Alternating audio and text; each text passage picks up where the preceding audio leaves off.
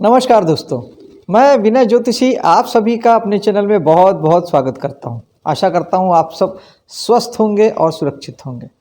हम बात करेंगे वृश्चिक लग्न की और मार्च 2026 के राशिफल की, लेकिन उससे पहले आप सभी को होली की बहुत बहुत शुभकामनाएं, बहुत सारी बधाई। सर्वप्रथम अगर आपके व्यक्तित्व और हेल्थ की बात करें तो आपके लग्न के स्वामी मंगल चौथे भाव में विराजमान है, यानी आपका जो व्यक्तित्व है, आपका जो स्वभाव है, वो मन पे कहीं ज़्यादा काम करेगा। या तो आप ज़्यादा से ज़्यादा ध्यान करेंगे, प्राणायाम करेंगे और अपने मन को साधने की कोशिश करेंगे, या आपको ये करना चाहिए। या आप माँ के पीछे अपना ध्यान देंगे, माँ के पीछे लगेंगे। अगर आपकी माता राम हैं तो निश्चित तौर पे आप उनके लिए अपनी ऊर्जा खर्च करेंगे, लगाएंगे। और ये भी नहीं है तो फिर तीसरे नंबर पे आप मकान के लिए, प्रॉपर्टी के लिए, गाड़ी के लिए, घर के सुख साधन, लग्जरी के लिए आप कुछ प्रयास करते नजर आएंगे। सेकंड भाव धन भाव में चलते हैं, जहाँ पे बृहस्पति शनि की दृष्टि है। इसकी बात हम हर महीने करते हैं, क्योंकि बृहस्पति एक राशि में 1 वर्ष और शनि एक राशि में 2.5 वर्ष रहते हैं, तो एक जैसी बात करना ये मजबूरी हो जाती है। यहाँ पर बृहस्पति आपके धन को बढ़ाएंगे, वाणी में आपकी जबरदस्त कुशलता देंगे। ये समय है जब आप अपनी वाणी संबंधी कामों के लिए जाने जाएंगे, पहचाने जाएंगे। जो लोग वे यूट्यूबर हैं, एंकरिंग का काम करते हैं, गाना गाते हैं, मार्केटिंग के फील्ड में हैं, या नेता हैं, अभिनेता हैं, तो उनकी वाणी उन्हें निश्चित पहचान दिलाने वाली है। कुटुंब परिवार में बढ़ोतरी संभव है। निश्चित तौर पे आपके परिवार में अगर कोई नई लड़की ब्याह के बाद, शादी के बाद नई बहू के रूप में आ सकती है, या कोई नया बच्चा परिवार में जन्म ले सकता है। शनि की दृष्टि ये बताती है कि आपको अपने पे काम करना है, यानी आपको अपने बैंक बैलेंस के लिए प्रयास करने हैं, यानी आपको अपना बैंक बैलेंस बढ़ाना ही है। वाणी पे आपको काम करना है और कुटुंब परिवार के लिए भी देखभाल आपकी करनी है, आपका बनता है, अपनी जिम्मेदारी आपको उठानी है, निभानी है।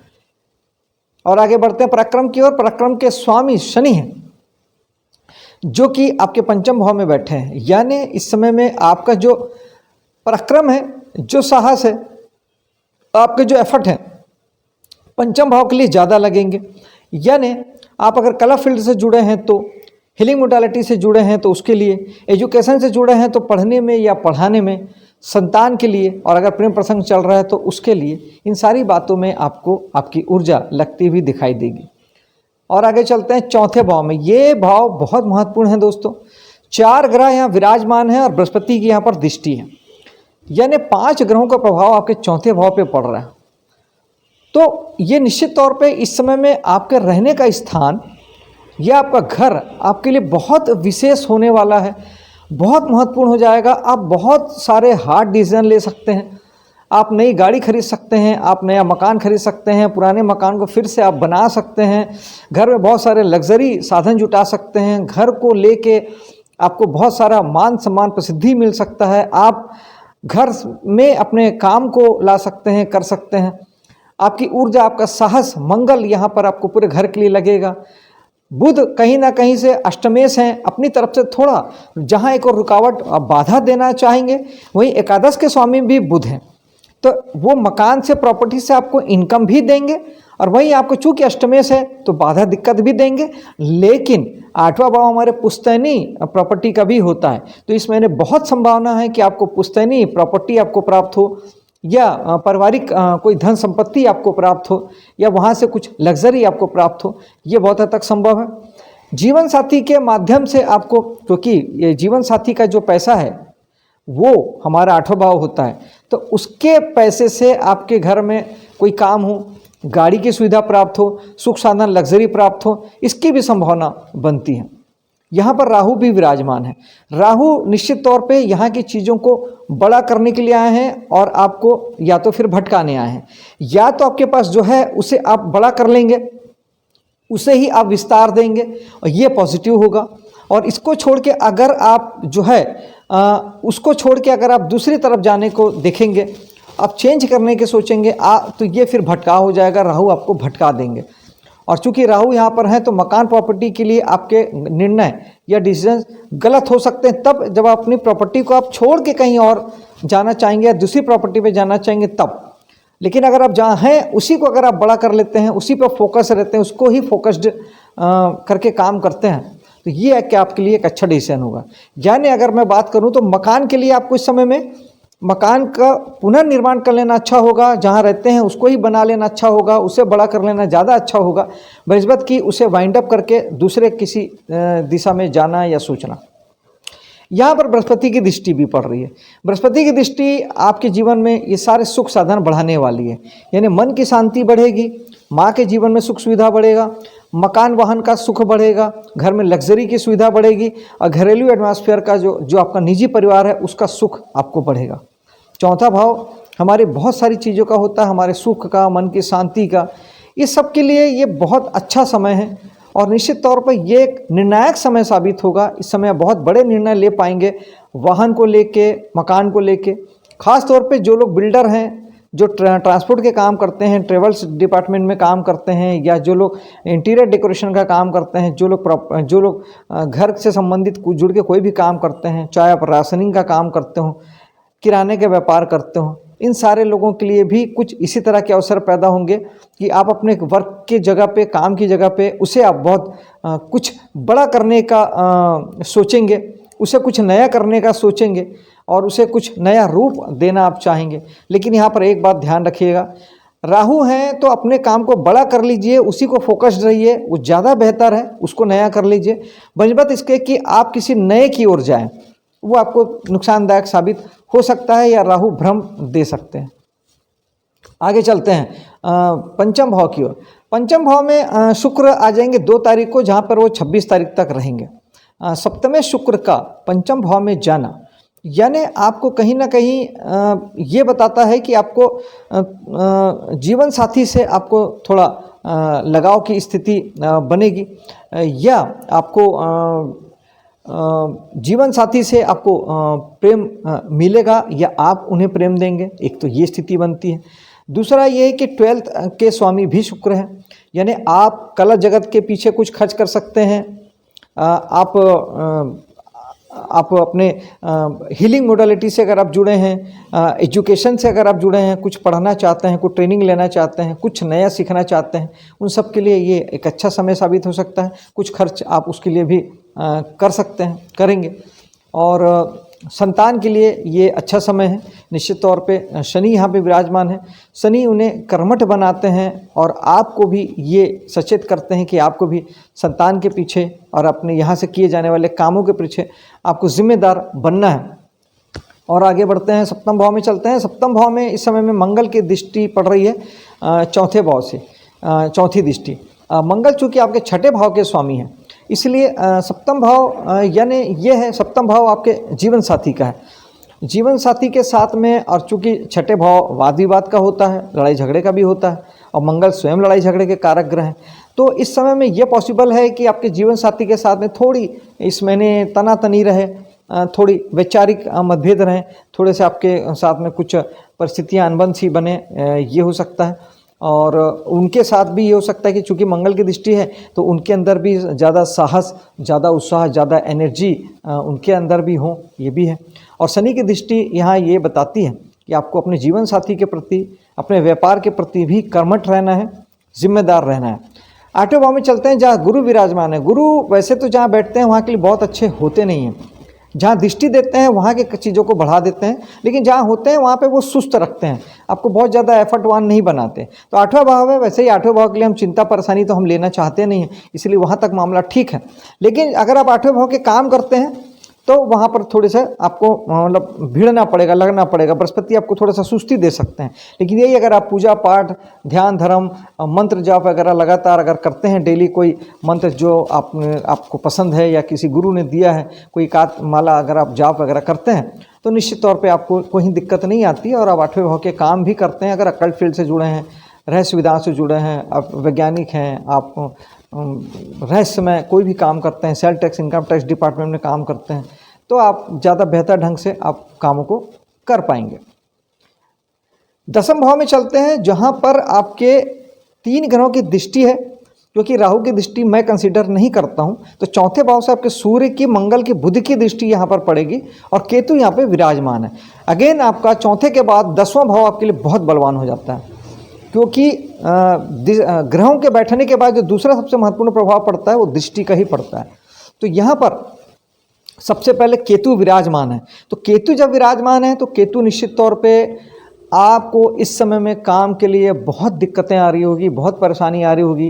हो सकता है कि काम आपने चेंज कर दिया हो, चेंज करने के बारे में सोच रहे हों।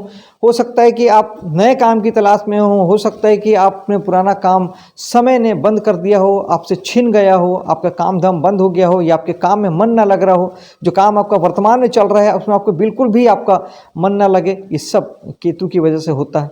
और ये तब होता है कि जब आप अपने काम को लेके कुछ सपने सजाएंगे, भविष्य की योजनाएं बनाएंगे, लंबी दूरी तक बातों को सोचेंगे, भविष्य की प्लानिंग करेंगे, परिणाम के बारे में सोचेंगे, तभी दिक्कतें आएगी। अदरवाइज अगर आप काम करें, केवल करें और उसे प्रभु के चरण में डाल देंगे तो कहीं दिक्कत नहीं आएगी। क्योंकि केतु स्पिरिचुअल ग्रह है। जब आप स्पिरिचुअली 10वें भाव के लिए जब आप आध्यात्मिक रूप से अपने आप को तैयार करेंगे, आप आध्यात्मिक रहेंगे, केवल प्रेजेंट में रहेंगे, वर्तमान में रहेंगे, कर्म करेंगे, फल की चिंता नहीं करेंगे, यह है योगी होना, आध्यात्मिक होना। ज़्यादा से ज़्यादा ध्यान करेंगे, मेडिटेशन करेंगे, प्राणायाम करेंगे तो आप बहुत अच्छे से अपने कामों को कर पाएंगे। भविष्य की कोई सोच विचार नहीं होगी तो बहुत अच्छे से कर पाएंगे। और आप अगर राहु बने, आप भविष्य की तरफ गए, सपनों की तरफ गए, परिणाम की तरफ गए, तो फिर ये केतु आपके चलते कामों को बंद कर देंगे। ऐसा केतु करते हैं। आप कहीं पे मान सम्मान, प्रसिद्धि के लिए, अधिकारों के लिए आप उनके पीछे गए या आपने सोचा कि मिलेगा या चाहा, तो केतु जो आपके पास है वो भी ले लेंगे। आपके पास जो है वो उसके लायक भी आपको वो नहीं छोड़ेंगे। क्योंकि केतु जब आप चाहते हैं तो केतु जो चाहते हैं वो तो नहीं देते, उल्टा जो है उसे भी ले लेते हैं। ये केतु करते ही हैं। आप अपनी कुंडली में भी जमा सकते हैं। कुंडली के जिस भाव में केतु होंगे वहाँ की चीज़ें अगर आपने चाही तो केतु वहाँ सब कुछ ले लेंगे। वहाँ के लिए आपको साधु बनना ही पड़ेगा जिस भाव में केतु है। केतु के लिए केतु बन जाइए, सबसे बेस्ट ऑप्शन है। नहीं तो ज़्यादा से ज़्यादा ध्यान करें, प्राणायाम करें, योग साधना से जुड़ें, स्पिरिचुअली ग्रो करें, तब भी केतु ठीक ठीक काम करते हैं। अब दृष्टियों की बात कर लेते हैं। यहाँ पर सूर्य की दृष्टि, जहाँ एक और आपको आपके कर्म क्षेत्र पे जबरदस्त मान सम्मान प्रसिद्धि दिलाने वाले हैं। सूर्य की दृष्टि 15 तारीख तक आपको, 14 तारीख तक जबरदस्त आपके कर्म क्षेत्र में आप जो कुछ भी करेंगे आपको बहुत मान सम्मान प्रसिद्धि देने वाले हैं।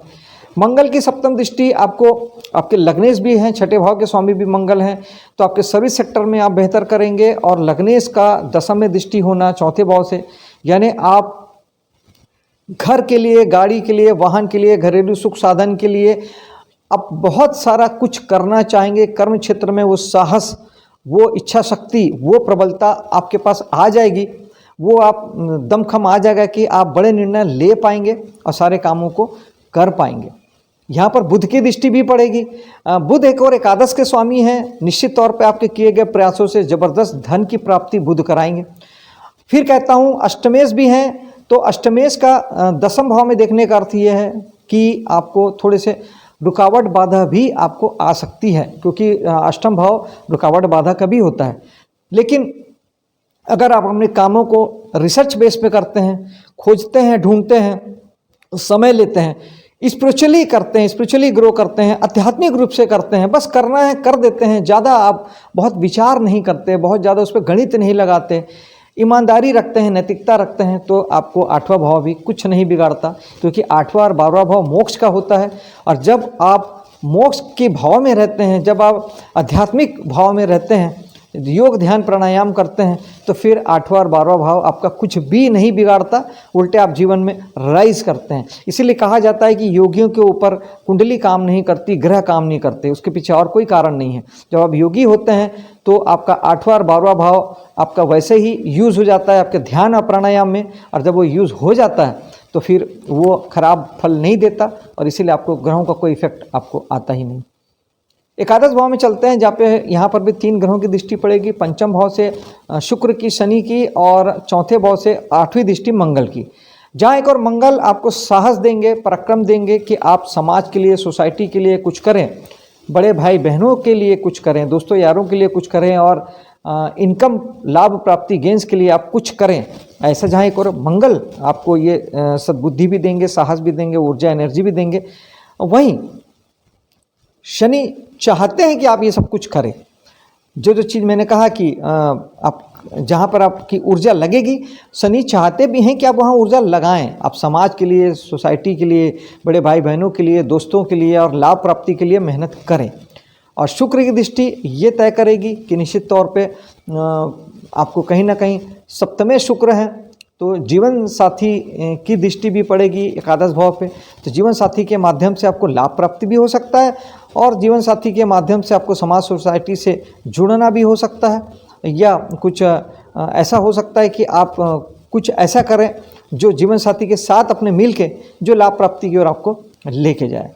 और यहाँ पर यहाँ के एकादश भाव की बात हम कर लिए। अब हम चलते हैं 12वें भाव में। 12वें भाव में बृहस्पति की दृष्टि है।